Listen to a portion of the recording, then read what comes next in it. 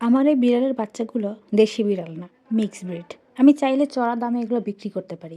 তবে আমার খুব শখের বিড়াল, এই জন্য আমি এগুলো বিক্রি করি না। আর ওর মাকেও আমি কোথাও থেকে কিনি নাই, আমার বান্ধবী গিফট করছিল। কিন্তু এর আগের বার আমি এক আপুর কাছে বিড়ালের বাচ্চাগুলো অ্যাডপ্ট দিছিলাম। সে আমার কাছ থেকে নিয়ে হয়তোবা বাচ্চাগুলো সেল করে দিছে।